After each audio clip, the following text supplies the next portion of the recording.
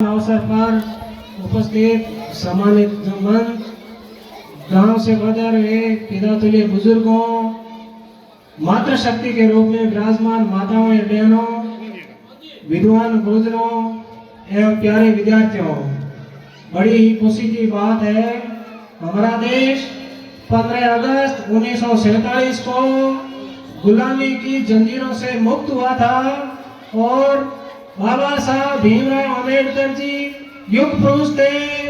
उन महान पुरुष ने 2 वर्ष 18 मास और 11 दिन लगा करके इस बहुत बड़े लोकतांत्रिक देश का संविधान बनाया था। उस बाबा साहब के संविधान के आधार पर ही आज हम अपने गांव में शानदार फंक्शन का आयोजन करवा रहे थे। आजादी से पहले हम इस तरह का कोई फंक्शन आयोजित नहीं कर सकते थे। अंग्रेज लोग जलियांवाला बाग में अपने पूर्वज वो सभा कर रहे थे इसी तरह, और जवाहरलाल नेहरू ने उन लोगों को गोलियों से भून दिया था। आज हम आजाद देश के हैं, इसीलिए अपने ग्रामीण क्षेत्र में बैठ के आम जनता के अंदर जो भी चाहे मीटिंग जनसभा करवा सकते हैं। यही तो आजादी का मतलब है। पहले इस तरह हमारे साथ अपन नहीं कर सकते थे। बुजुर्ग लोग हैं वो अपने खेतों में धान और फसल लेते थे, उतारे आते थे, अपनी मन मर्जी से उसमें से हिस्सा ले लेते थे। अभी कोई लेता है अपने खेत में? कोई नहीं लेता है, अपने हिस्से का अपन ही लेते हैं।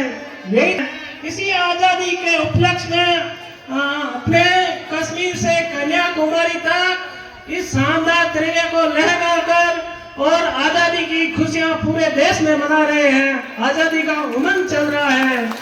इस तिरंगे की आन बान और शान क्या होती है?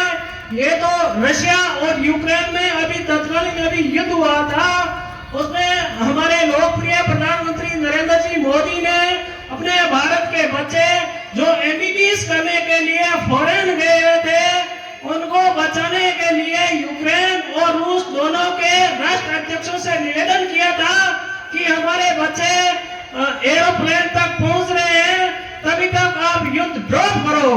उन्होंने कहा हमें कैसा पता चलेगा कि ये आपके इंडियन बच्चे हैं?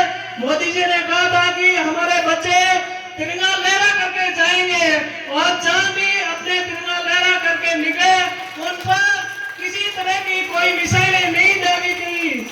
इवन अपने तिरंगों में लपेट करके पाकिस्तानी बच्चों ने भी फायदा उठाया था और भी अपने घर तक पहुंचे थे। ये इस तिरंगे की जान।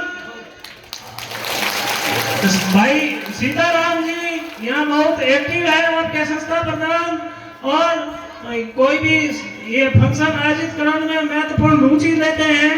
आपके ग्रामीण लोग भी बहुत सहयोग करते हैं।